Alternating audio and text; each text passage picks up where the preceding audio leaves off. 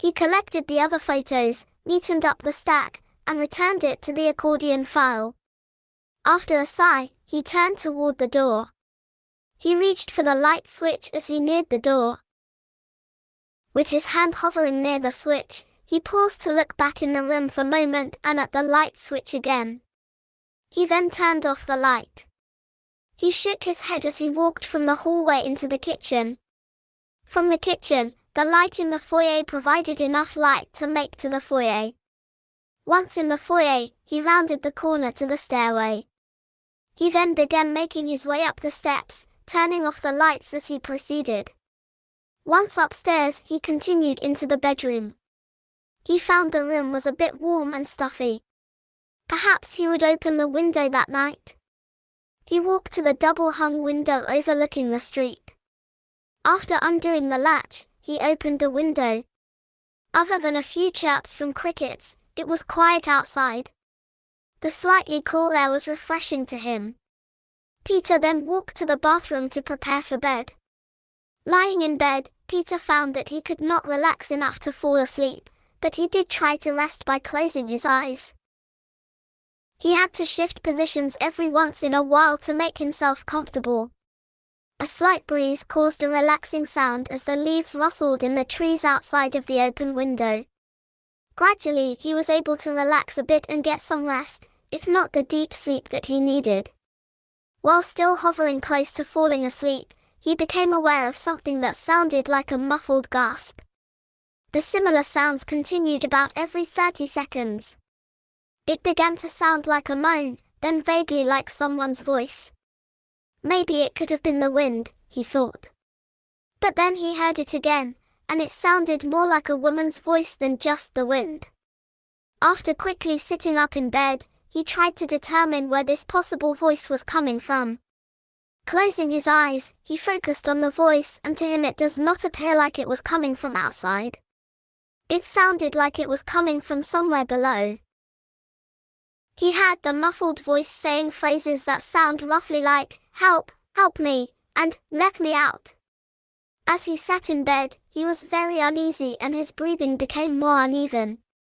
He heard what sounded like another woman's voice.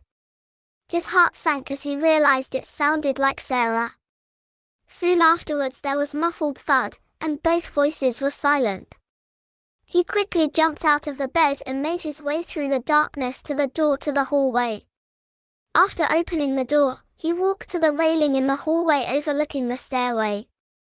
Standing at the railing, he closed his eyes to listen for Sarah's voice again. If indeed it was Sarah. His racing heart was causing a thumping sound in his ear, and he could also hear his erratic breathing. As he continued to listen, he tried desperately to tune out his heart and breathing to listen for the voices. After a few minutes, his heart and breathing calmed down, but he did not hear anything that sounded like a voice. He opened his eyes again, realizing that the voices were likely gone for the moment at least. He tapped the railing hand lightly, and turned to his left to return to bed. Was he actually hearing the voices, or were they just in his mind? He had no idea. As he reached the bed again, he pulled back the covers and slid back under the covers. After lying in the bed again, his mind raced with various thoughts, including Sarah being trapped somewhere. Somehow through all of the confusion, he managed to fall asleep. Something stirred him awake. Unaware of what happened, he listened carefully. He could still hear the light breeze rustling the leaves outside. An agonizing scream from a man startled him. It sounded muffled, as if inside a nearby house. Peter sat up in bed. About 2 seconds after the scream, there was a loud muffled crash of breaking glass. The next sound was muffled thud. It was like something relatively large hitting a floor. He quickly got out of bed and went to look out the front window. A moderate fog hugged the ground below. A street light, a few doors down, illuminated the area. There were no more sounds that he could hear, other than the wind. He then walked to the side window overlooking Vernon's house and peered through the closed pane. Through faintly lit windows next door he could see something moving in a rhythmic swinging motion. He was uneasy about what he was seeing, and felt that he needed to investigate. He quickly put on a pair of jeans and a sweatshirt. After putting on a pair of slippers, he rushed out of the bedroom, down the stairs, and out the front door. He hurried across his dew-covered lawn to Vernon's house. The still damp air cooled him slightly. As he approached the porch, he slowed his pace to stay alert for any intruders. Aware that the fog could be hiding something, he walked up the front steps, and across the porch toward the door. Through the front door and the side lights, he could see some light, possibly from the top of the stairs. As he got closer to the door, he could make out something swinging high in the foyer. To him it almost looked like a heavy iron and crystal chandelier swinging about a foot back and forth in the same direction as the steps. When he listened closely, he could hear the low creaking sound of the chandelier as it swayed. He knocked on the door, and said, "Vernon, are you okay?" He waited for about 30 seconds, and tried again, "Vernon, can you hear me?" Without any reply, he peered through the window to see what else happened, beside the chandelier swinging. He first looked around near the chandelier, then near the light at the top of the stairs. As his eyes scanned the dimly lit foyer, he looked lower in the room. His eyes squinted as he saw something strange on the floor beneath the still swinging chandelier. He positioned himself at the side light to his right to get a better view of the object. Moving his head slightly back and forth, he realized the form could be a motionless body lying on the floor. Fear overcame him for a moment. Vernon was in trouble, and he should help him. He tried the front door, but it was locked. At first he thought of breaking a window to gain access to help. But after pausing a moment, he decided against it. With the police being investigating him, it would be better if he kept his fingerprints on the outside of house. Shaking somewhat, he turned away from the front door, rushed off the porch, and made his way quickly back to his house. Back inside of his house he went straight to the kitchen to get the phone. He turned on some lights on the way. He fumbled for the cordless phone in the kitchen, and almost dropped it. To calm himself down he took a deep breath and closed his eyes for a few seconds. He then dialed 911, and waited for someone to answer. "What an emergency, who's calling please?" A woman answered. Still a bit nervous, Peter replied, "This is Peter Corbin, I live at 65 4th Street. "What is the emergency, sir?" she asked. "I believe something has happened to my neighbor, Vernon Kramer. I think he may be injured inside of his house. It looks like something like a body may be lying on the floor in his foyer," Peter responded. "Do you know the address of your neighbor, sir?" the woman asked. "Not exactly, but it would be next door to mine house at 65 4th Street, and I believe it would be a lower number," Peter replied. "Okay, did you go inside of his house, sir?" the woman asked. "No, I heard him scream, a crash, and then a thud. It almost sounded violent, so I wanted to make sure people do not think I did anything to him. Plus, it has been years since I have had any first aid training," Peter replied. "Okay, sir, I'll send an ambulance and a police unit to your neighbor's address," she said. "Thank you." "I'll wait for them outside and let them know where to go," Peter offered. "That will help, sir. Is there anything else you need to tell us?" she asked. "No, just send someone quick. I have a bad feeling about this," Peter replied. "Okay, thank you, sir." "Goodbye," the woman said. "Goodbye," Peter replied, still shaking slightly. Peter closed his eyes and took another deep breath. After nodding to himself, he opened his eyes and slowly headed out of the kitchen, through the hallway to the foyer. As he stood in the foyer for a moment, he decided to turn on the porch light. After he did, the porch becomes visible through the front door and the two side light windows. There also was a grey glow from the thickening fog in the background. What happened to Vernon? He shook his head, opened the front door slowly, and walked out onto the porch. The door creaked due to it being opened slowly. He waited in the middle of the porch at first. After about a minute of waiting, he began to pace back and forth. His heart still raced from the uncertainty. He did not hear any sirens, but he realized they may not use them early in the morning. Soon he did hear the revving of a car engine. Red and blue strobe lights cast widening beams through the mist and onto the houses along the street. As the car's tires passed through the fog, they created small eddies gradually dissipating into the grayness of the dimly lit street. At that point, Peter began to walking down the steps from the porch and hurried to the sidewalk. As the police car approached, Peter waved his hands over his head as a signal. The car pulled up from his right and parked in front of Vernon's house. As the officer got out of his car, Peter realized it was Scott Harrison. Peter saw that Scott recognized him as well. Scott walked up closer to Peter, and in a clear, low, quiet voice, asked, "You called 911 about an injured neighbor?" "Yes, I was in bed, and I first heard a man screaming, 'Crash!' You know, some glass breaking and that kind of thing. And then there was some kind of muffled thud, as if something hit a floor inside of a house. Oh, I did notice something moving inside of Vernon's house when I looked out of my bedroom window," Peter said as the two of them began to walk toward Vernon's house. "Do you think someone else was inside?"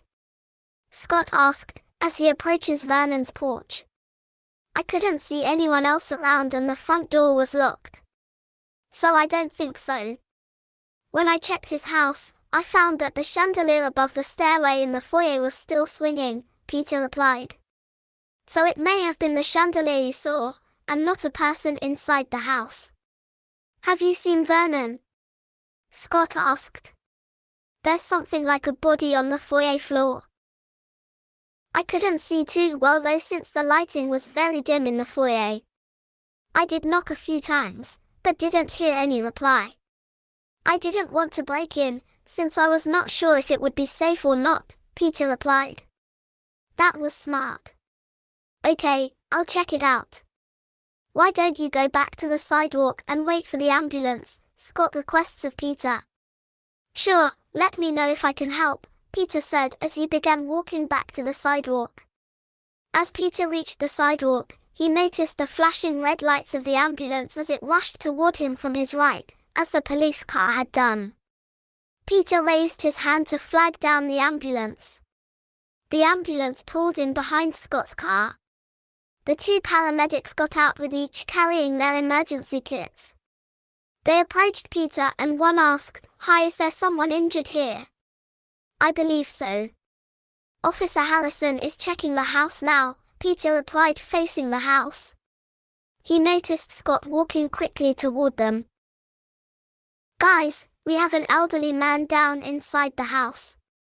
He has massive head trauma and is not moving. I'll see if I can get the door open," Scott said to the paramedics. "Sure, Scott, we'll follow you," one of the paramedics responded.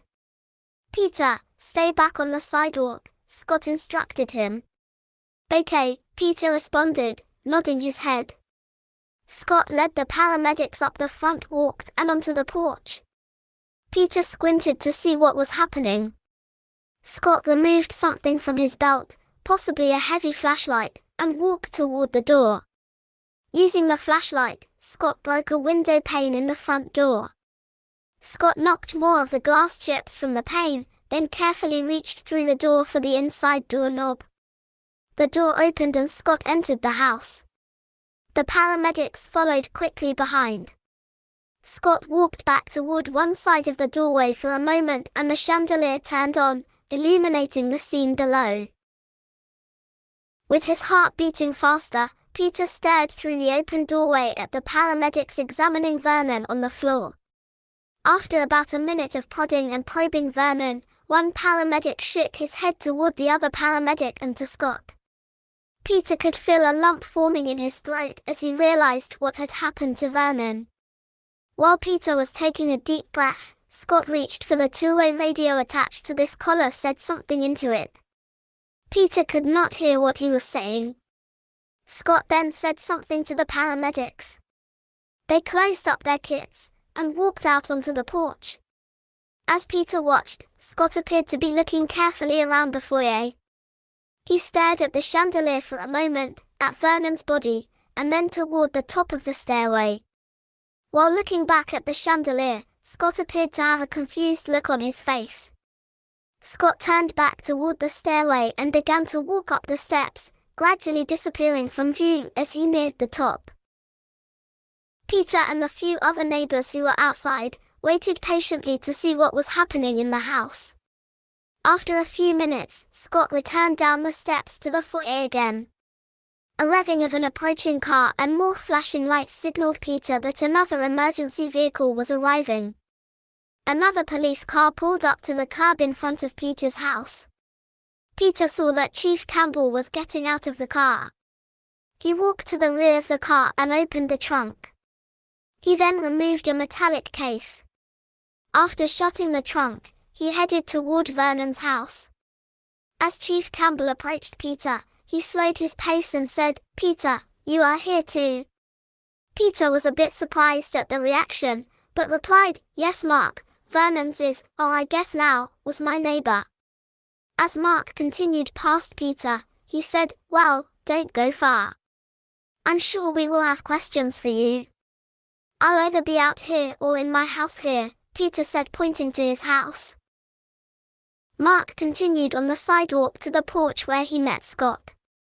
They could be seen discussing things with Scott, pointing things out such as the foyer, the top of the stairs, the chandelier, and of course Vernon's body, which had not been moved.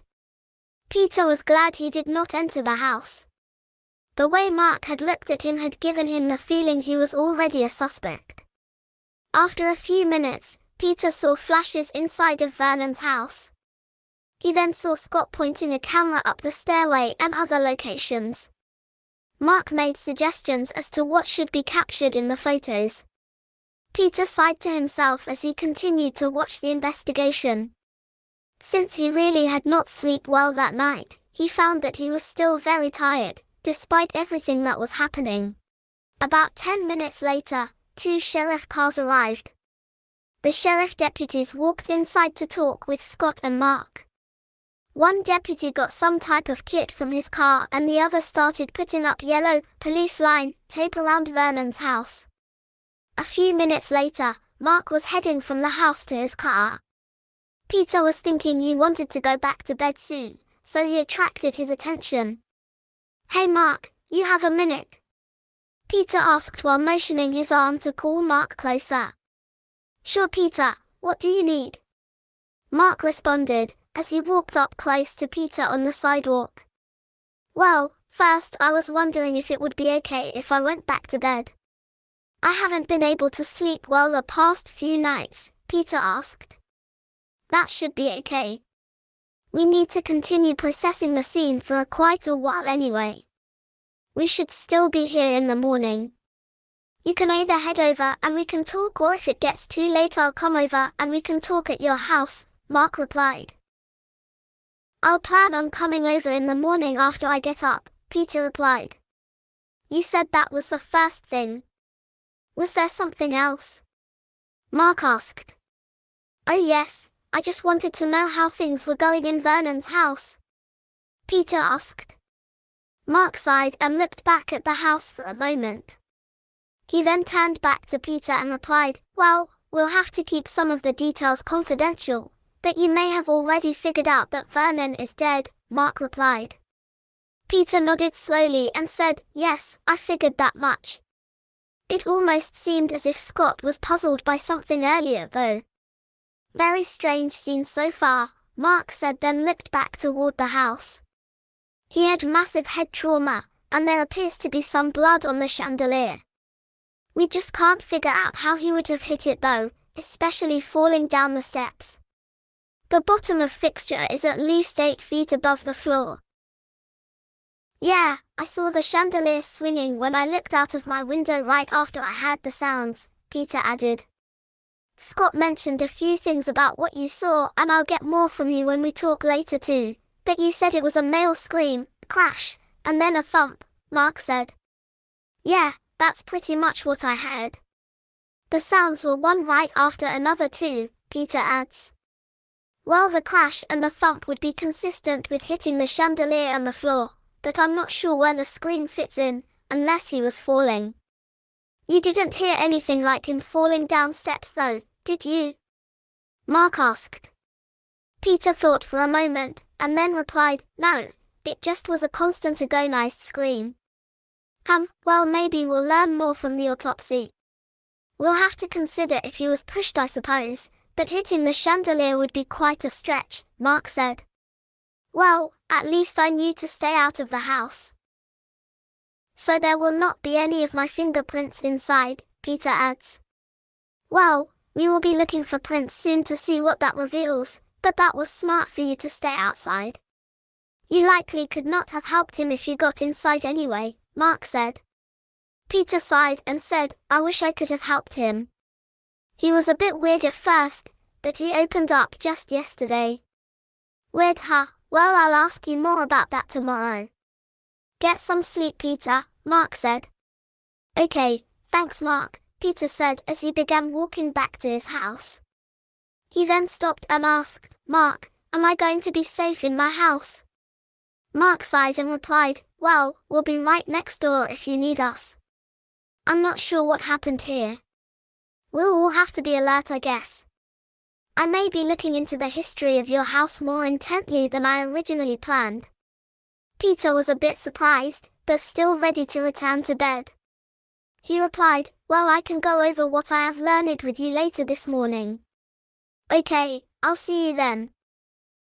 Thanks, Peter, Mark replied. Well, good luck with the search. Thanks, Peter replied. Mark just nodded and headed to continue to his car again. Peter walked along the sidewalk and made his way to his front porch.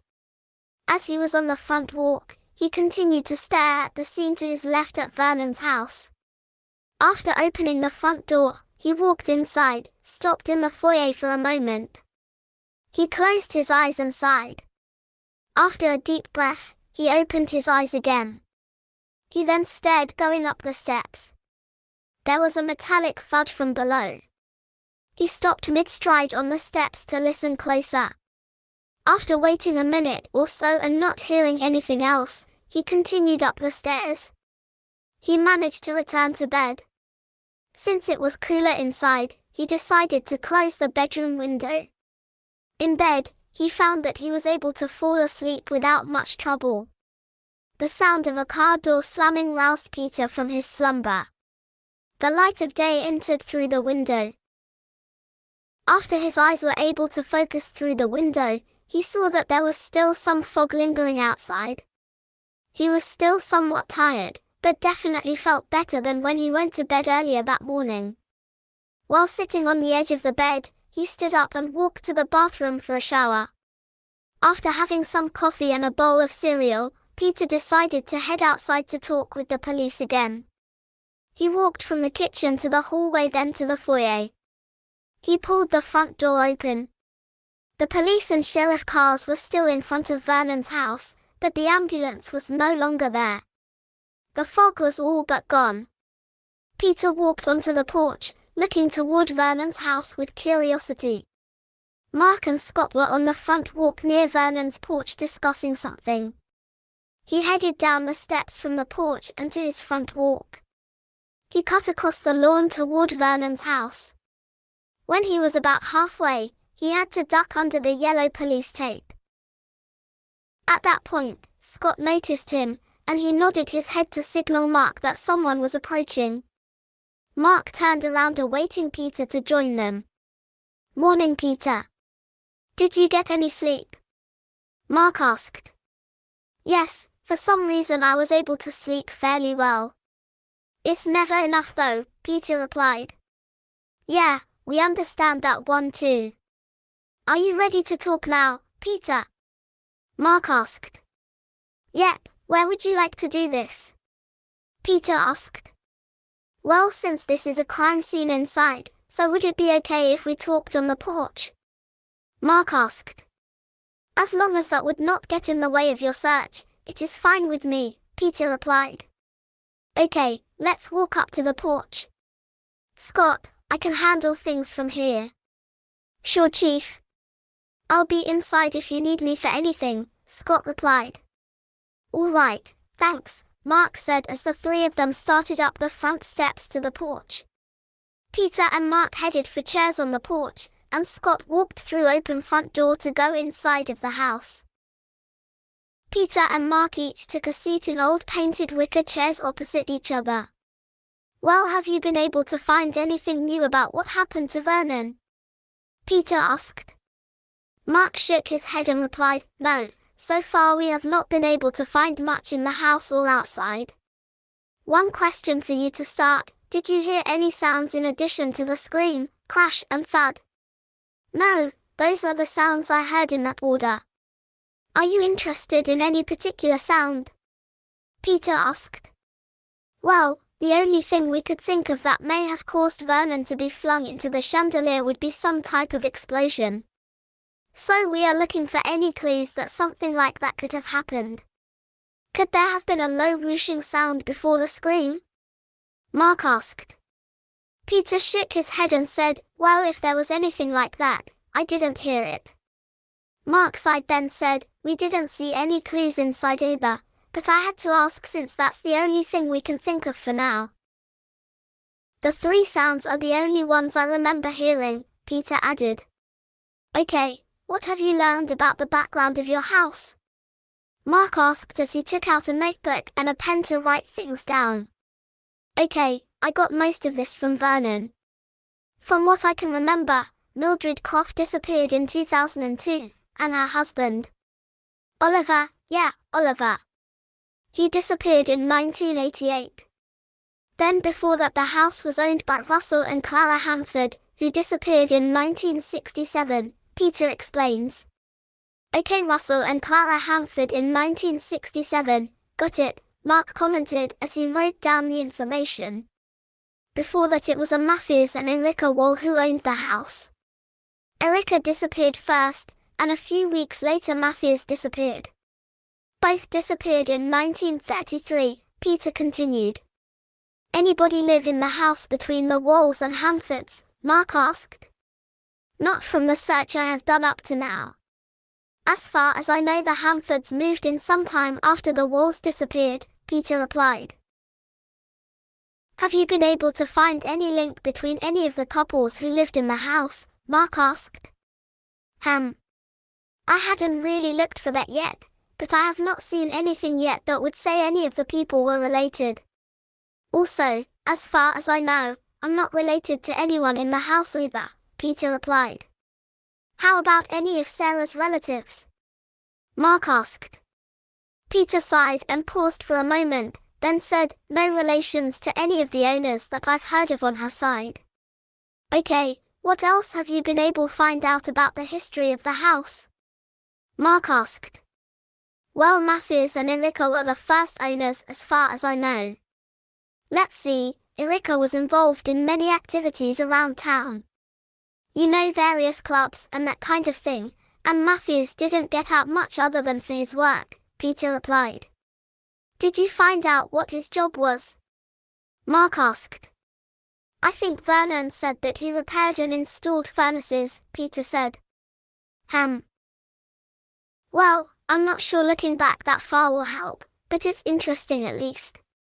Did you come across any kind of a pattern or something in common with the homeowners? Mark probed. Peter paused a moment and said, No, nothing in common that I know of. This whole thing with Sarah disappearing and now Vernon being killed is just really strange. Mark gazed down at the floor of the porch for a moment, and then looked back toward Peter. He asked, Earlier you mentioned that Vernon was a bit weird. I think that's how you put it. What did you mean by that? Well, soon after we bought the house, he walked over to us and basically said that we should not have bought the house, and that it's cursed. Now I kind of regret that I didn't listen to him, Peter responded. So now you think it's the house that is doing all of these bad things? Mark asked. I don't know, Mark, Peter said, shaking his head and staring at the floor.